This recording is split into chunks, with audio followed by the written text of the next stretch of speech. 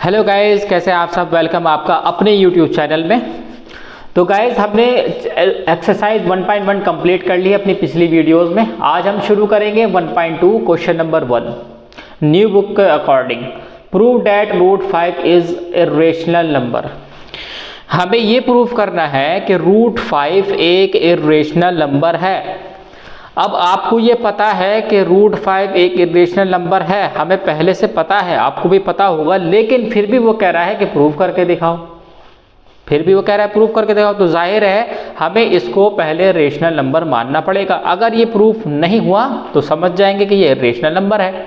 चलिए शुरू करते हैं। तो स्टूडेंट्स, हमने यहाँ पर मान लिया है, एक कॉन्ट्ररी मान ली है कि रूट 5 एक इर्रेशनल नंबर है। ऐसा हमने मान लिया क्योंकि वो कह रहा है प्रूफ करके दिखाओ, तो हमने मान लिया कि रेशनल नंबर है। प्रूफ करते हैं। Let root 5 equals to a upon b। ये हम लेट कर लेते हैं। a एंड b यहाँ पर क्या है students? a and b are coprime. a and b are coprime. Coprime numbers बच्चों वो नंबर्स होते हैं जिनका 1 के अलावा कोई और फैक्टर नहीं होता है। यानी यहां पर a और b है तो इनमें सिर्फ 1 ही कॉमन फैक्टर होगा, इसके अलावा कोई और फैक्टर नहीं होगा। ये हमने मान लिया। इसके बाद हम करेंगे रूट 5, ये b इधर क्रॉस मल्टीप्लाई करेंगे, इधर आ जाएगा, तो ये हो जाएगा root 5b equals to a। अब यहाँ पर हम करेंगे squaring on both side. Squaring on both side, okay.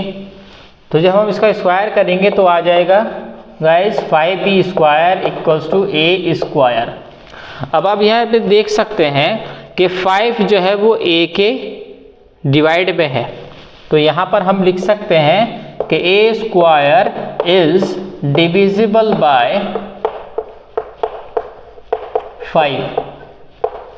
अब जब a स्क्वायर डिविजिबल बाय 5 है तो a भी डिविजिबल बाय 5 होगा। सेम इसी तरीके से यहाँ पर हम जब हमने देख लिया कि a जो है वो डिविजिबल बाय 5 है, तो यहाँ पर हम लेट कर लेते हैं कि a इक्वल्स टू 5c।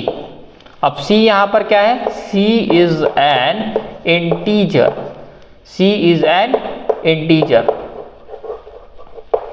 ठीक है बच्चों। इसके बाद यहाँ पर भी हम वही करेंगे, स्क्वायरिंग ऑन बोथ साइड। तो स्क्वायर करने के बाद ये आ जाएगा square a square equals to 5c square.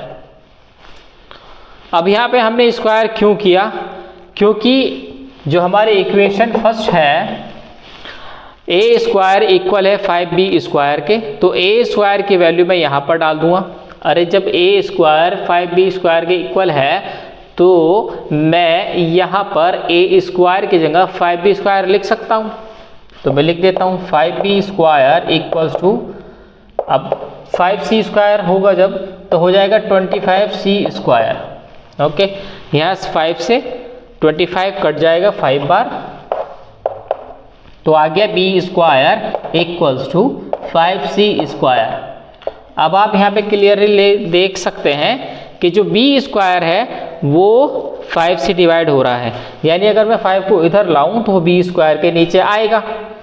तो यहाँ मैं लिख सकता हूँ कि b square is divisible by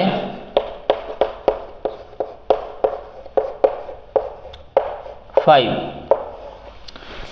तो जैसे यहाँ पर a स्क्वायर डिविजिबल बाय 5 आया था और a भी 5 से डिवाइड होगा, तो इसी तरीके से जब b स्क्वायर 5 से डिविजिबल है तो b भी 5 से डिविजिबल होगा, ओके।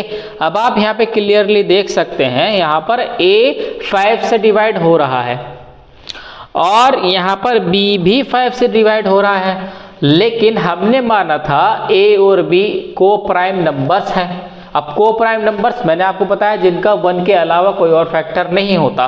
तो अब हमारी रॉन्ग अजम्पशन की वजह से ए और बी का एक और फैक्टर निकल के आ गया है जो कि है 5। यानी ए और बी का 1 कॉमन फैक्टर तो था ही, लेकिन हमारे रॉन्ग अजम्पशन की वजह से ए और बी का एक और फैक्टर निकल के आ गया है जो कि है 5। तो हम ओके, तो यहाँ पर जब ए और बी का एक और कॉमन फैक्टर आ गया है तो हम कह सकते हैं so this contradiction is arisen because of our wrong assumption, so therefore root 5 is a irrational number। Okay, तो हम लिख सकते हैं root 5 is a irrational number. तो गाइज यहाँ पे होता है हमारा क्वेश्चन नंबर 1 कंप्लीट। अब हम क्वेश्चन नंबर 2 देखेंगे अपनी नेक्स्ट वीडियो में। Okay, thank you.